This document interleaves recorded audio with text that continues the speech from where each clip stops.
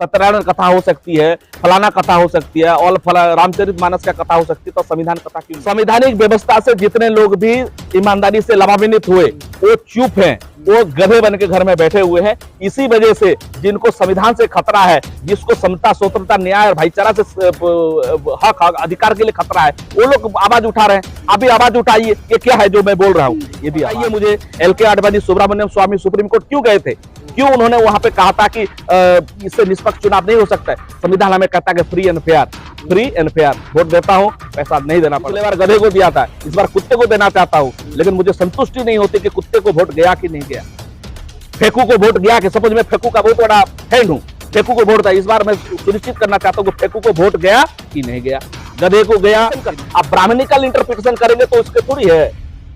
आप कहेंगे कि मोरनी जो होता है कि मोर के आंसू से पैदा होता है, तो कौन से प्रकार का? इसीलिए तो चाहते हैं कि यहाँ पर रिप्रेजेंटेटिव सिस्टम लागू हो, रिप्रेजेंटेटिव जुडिशरी हुई। बताइए, जज का भी जाति है, और जाति है तो जातीय भेदभाव होगा, जातीय मानसिकता होगा। जज किससे शादी करते हैं? अपनी जात में शादी करते हैं, अपनी जात में शादी करते हैं, अपनी जात में बैठते उठते है, तो उनके अंदर भी एक जातीय स्वाभिमान हो सकता है। तो आपको यहाँ पे भी कम्युनिटी इंटरेस्ट होगा तो आरक्षण के खिलाफ देना चाहिए। सुप्रीम कोर्ट में चाहिए, प्राइवेट सेक्टर में चाहिए, इवन कि मीडिया में भी, किसी भी मीडिया हाउस है जो पब्लिक TRP लेता, किससे? पब्लिक से लेता है ना, तो उसपे भी हमें 100% वहां पे भी आरक्षण। ना कहीं ये उनसे केंद्रित है, उनको पता चल गया है। अभी फिलहाल यही संविधान होते हुए ये हिंदू राष्ट्र संहिता को मानने वाले लोग ईमानदारी से अपना काम कर रहे हैं, और बेईमान तो वो लोग हैं जो संविधान से लाभान्वित होकर घर में बैठे हुए हैं।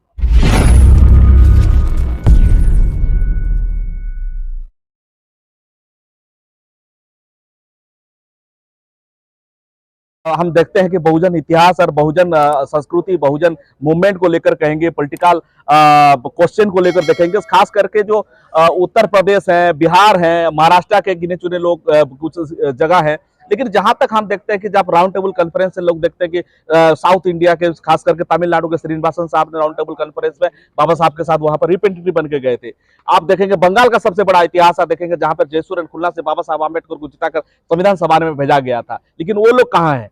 आप त्रिपुरा के लोग क्या दलित नहीं है कि बहुजन नहीं है वहां पे अभी सबसे बड़ी जो क्वेश्चन है डाइवर्सिटी का, जहां बात हो रही है, जहां पे भोपाल कॉन्फ्रेंस की बात कर रहे हैं, वहां पे 25 स्टेट के रिप्रेजेंटेटिव क्यों नहीं दिखते? एक्टिविस्ट क्यों नहीं? क्या वहां पर लोग नहीं है? क्या वहां पर एट्रोसिटीज नहीं होते? वहां के सवाल जवाब नहीं है? वहां पे पॉलिटिकल क्वेश्चन नहीं है? वहां पे कास्ट एट्रोसिटीज नहीं होती है। मगर आज जो वक्त चला है कि जो डाइवर्सिटी को आगे लेकर हम जाएंगे, तो इसको कंसोलिडेट करने की जरूरत है, उसको सबको समेटने की जरूरत है। तो आप लोग लगभग कितने राज्यों में डाइवर्सिटी का कार्यक्रम करते रहते हैं? देखिए, मैं आज अवार्डी हूँ। आज आपको पता होगा कि diversity man of the year का हमें तब हुआ जब हम बताए कि भाई जो 3.5 करोड़ लोग हैं बांग्लादेश से, जिनको जो शेड्यूल कास्ट के लोग हैं, OBC के लोग हैं, यहाँ पर आए गए, जिनके साथ अत्याचार हुआ बांग्लादेश में। सबसे ज्यादा बाबा साहब को जिन्होंने जिताकर भेजा था, उनके ऊपर सबसे ज्यादा एट्रोसिटीज हुई बांग्लादेश में, तो यहाँ पर आ गए। आपको पता होगा कि जोगेंद्र नाथ मंडल का कितना बड़ा कंट्रीब्यूशन था बाबा साहब को जिताकर भेजने में। तो ये जब इशूज पे देखा कि मैं सुनिया, ये सुषमा स्वराज जी को भी इसके बारे में ब्रीफ किया, हमें मिसगाइड किया जाता है कि इतने लोगों को बेनिफिट होगा, उतने लोगों को, जिस तरह मंडल कमीशन को आंदोलन को मिसगाइड किया गया, इस तरह से इस सिटीजनशिप एक्ट को भी कहीं ना कहीं मिसगाइड की गई।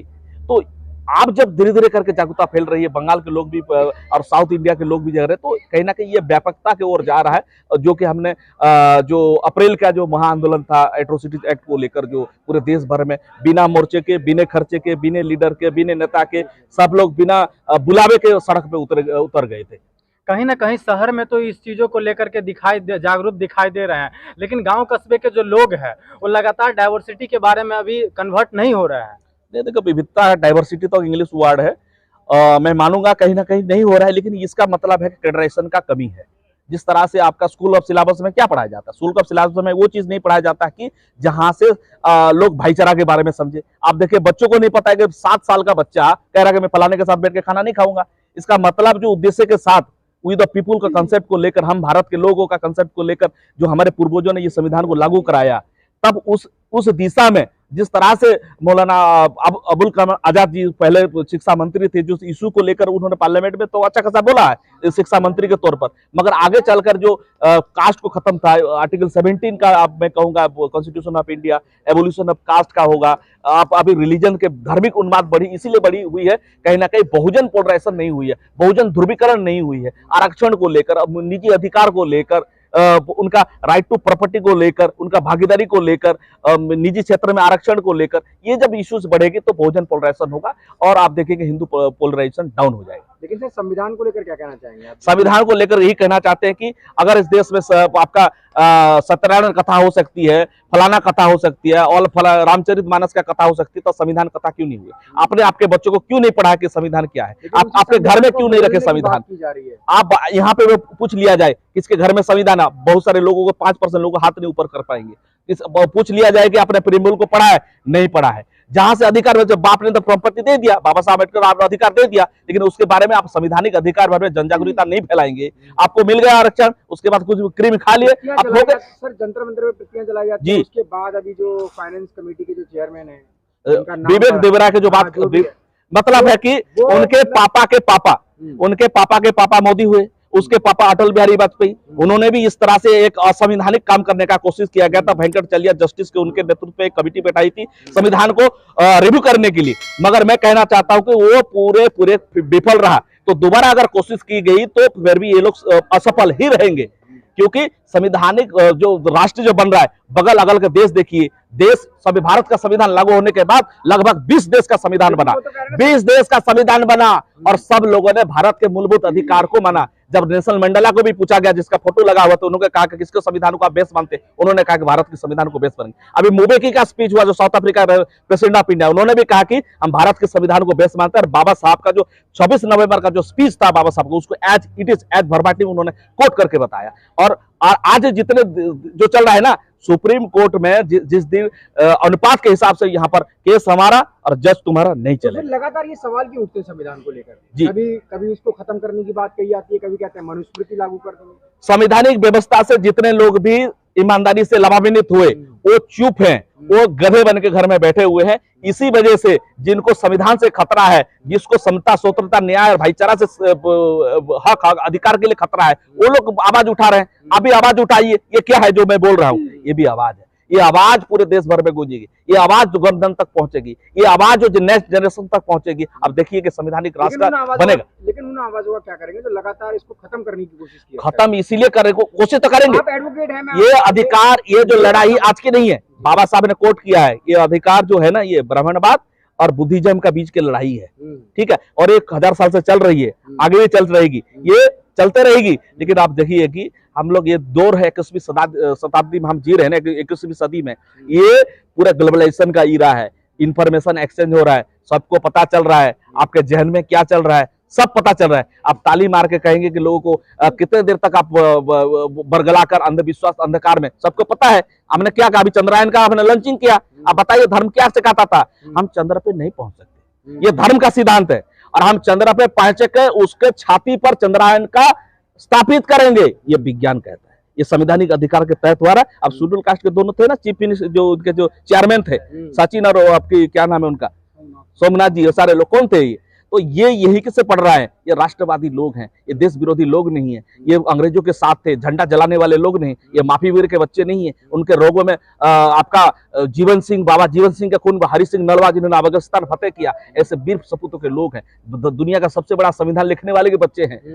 तो 24 को लेकर बीजेपी के एक सांसद है, उनका बड़ा ऐलान आया, उन्होंने कहा कि भाई आप कहीं भी बटन दबाओगे वोट तो बीजेपी को ही जाएगा। देखिए ये सबसे बड़ी जन जागरूकता की बात है।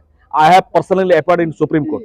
मेरा कहना है कि if the super computer of America can be hacked by China from its own place, अगर सुपर कंप्यूटर अमेरिका का हैक हो सकता है तो ईवीएम इलेक्ट्रॉनिक वोटिंग मशीन भी हैक हो सकता है। आप बताइए मुझे, एलके आडवाणी सुब्रमण्यम स्वामी सुप्रीम कोर्ट क्यों गए थे? क्यों उन्होंने वहां पे कहा था कि इससे निष्पक्ष चुनाव नहीं हो सकता है? संविधान हमें कहता है कि फ्री एंड फेयर वोट देता हूं, पैसा नहीं देना पड़ता है, मगर फेयर कहां है?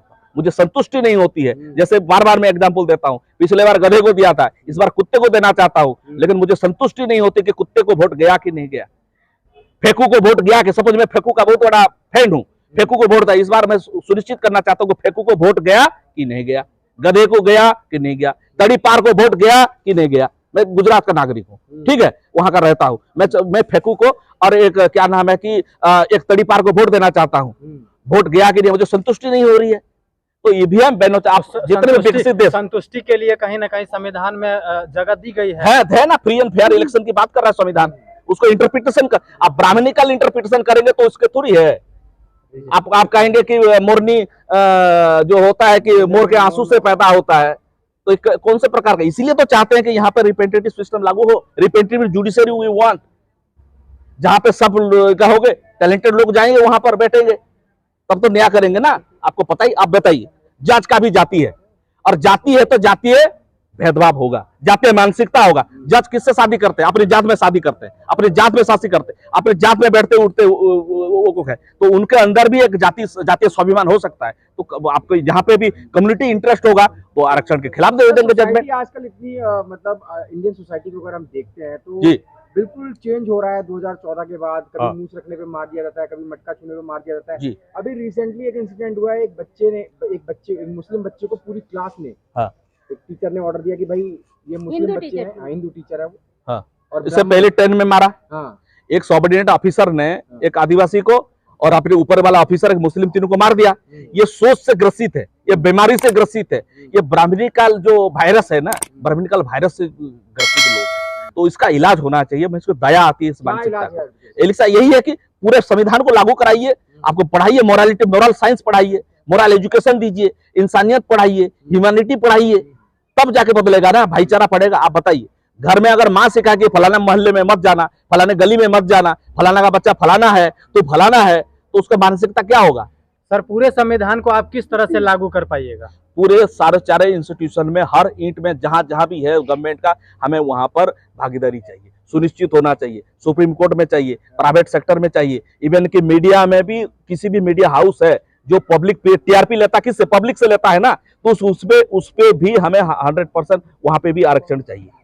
सर, अगर विवेक देवराय जो है कि संविधान बदलने की मांग किए हैं और कह रहे हैं कि दूसरा संविधान लागू किया जाए, तो कुछ सोच के किए कहे होंगे ना? नहीं, अपने पापा से प्रेरित बोला ना मैंने आपको, उसने कहीं ना कहीं ये उनसे केंद्रित है, उनको पता चल गया है। अभी फिलहाल यही संविधान होते हुए ये हिंदू राष्ट्र नहीं बना सकते।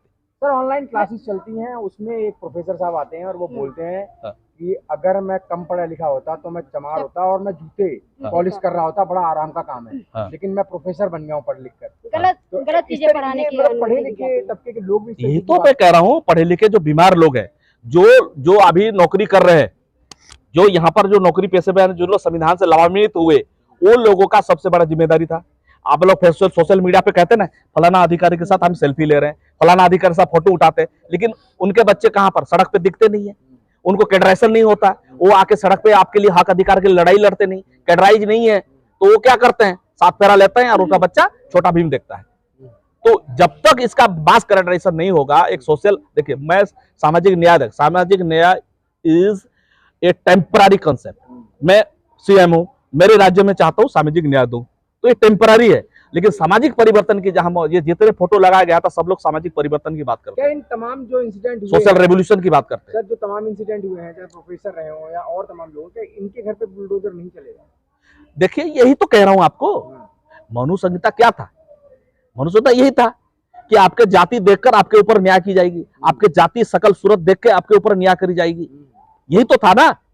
जैसे जिस चीज से प्रेरित, इसी चीज से प्रेरित है, उसी चीज को लागू कराएंगे तब तो हिंदू राष्ट्र बनेगा। कैसे लागू होगा? यही से लागू होगा। तो उसी से प्रेरित, वो अपनी ईमानदारी से काम कर रहे हैं। मनु संहिता को मानने वाले लोग ईमानदारी से अपना काम कर रहे हैं, और बेईमान तो वो लोग हैं जो संविधान से लाभान्वित हर के घर में बैठे हुए हैं।